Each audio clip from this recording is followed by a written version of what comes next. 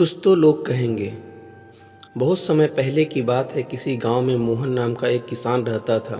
वह बड़ा मेहनती और ईमानदार था। अपने अच्छे व्यवहार के कारण दूर दूर तक लोग उसे जानते थे और उसकी प्रशंसा करते थे। पर एक दिन जब देर शाम वह खेत से काम कर लौट रहा था, तभी रास्ते में उसने कुछ लोगों को बातें करते सुना। वो उनके बारे में बातें कर रहे थे। मोहन अपनी प्रशंसा सुनने के लिए उन्हें बिना बताए धीरे धीरे उनके पीछे चला गया। पर उसने उनकी बात सुनी तो पाया कि वो उसको बुराई कर रहे। कोई कह रहा था कि मोहन घमंडी है, तो कोई कह रहा था कि सब जानते हैं वह अच्छा होने का दिखावा करता है।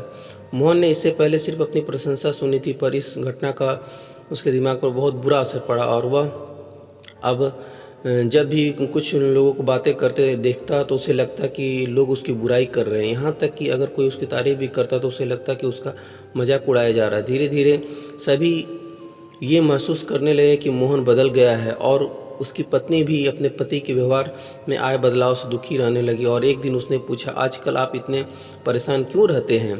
कृपया मुझे इसका कारण बताइए। मोहन ने उदास होते हुए उस दिन की बात बता दी। पत्नी को भी समझ आया कि क्या किया जाए। तभी उसे ध्यान आया कि पास के ही गांव में एक सिद्ध महात्मा आए हुए हैं। और वो बोली, स्वामी, मुझे पता चला है कि पड़ोस के गांव में एक पहुँचे हुए संत आए हैं। चलिए हम उनसे कोई समाधान पूछते हैं। अगले दिन वे महात्मा जी के शिविर में पहुँचे। मोहन ने सारी घटना बताई और बोला, महाराज, उस दिन के बाद से सभी मेरी बुराई और झूठी प्रशंसा करते हैं। कृपया मुझे बताइए कि मैं वापस अपनी साख कैसे बना सकता हूँ। महात्मा मोहन की समस्या समझ चुके थे। पुत्र, तुम अपनी पत्नी को घर छोड़कर आओ और आज रात मेरे शिविर में ठहरो। महात्मा को सोचते हुए बोले।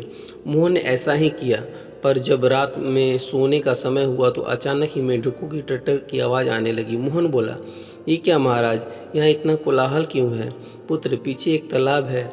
रात के वक्त उसमें मौजूद मेढक अपना राग अलापने लगते हैं, पर ऐसे में तो कोई यहाँ सो नहीं सकता। मोहन ने चिंता जताई। हाँ बेटा, पर तुम ही बताओ कि हम क्या कर सकते हैं। हो सके तो तुम हमारी मदद करो। महात्मा जी बोले। मोहन बोला, ठीक है महाराज, इतना शोरगुल सुन के लगता है कि इन मेढकों की संख्या हजारों में होगी। मैं कल ही गांव से 50-60 मजदूरों को लेकर आता हूँ और उन्हें पकड़कर दूर नदी में छोड़ आता हूँ। और अगले दिन मोहन सुबह सुबह मजदूरों के साथ वहाँ पहुँचा। महात्मा जी भी वहीं खड़े हुए सब देख रहे थे। तालाब ज़्यादा बड़ा नहीं था।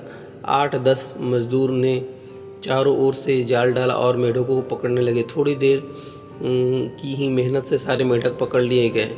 जब मोहन ने देखा कि कुल मिलाकर 50-60 मेढक ही पकड़े गए, तब उसने महात्मा जी से पूछा, महाराज, कल रात को इतने हजारों मेढक थे, भला आज वे सब कहाँ चले गए?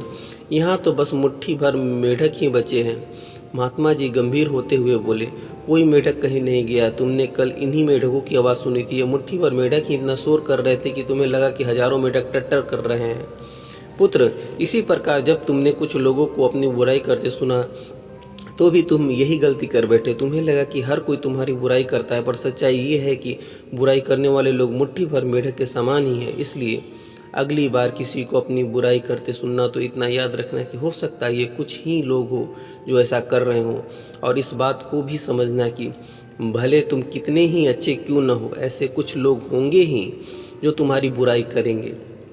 अब मोहन को अपनी गलती का एहसास हो चुका था। वह पुनः पुराना वाला मोहन बन चुका था। दोस्तों, मोहन की तरह हमें भी कुछ लोगों के व्यवहार को हर किसी का व्यवहार नहीं समझ लेना चाहिए और सकारात्मक सोच से अपनी ज़िंदगी जीनी चाहिए। हम कुछ भी कर ले, पर जीवन में कभी ना कभी ऐसी समस्या आ जाती है जो रात के अंधेरों में ऐसी लगती है मानो हजारों मेढक कान में टर टर कर रहे हैं।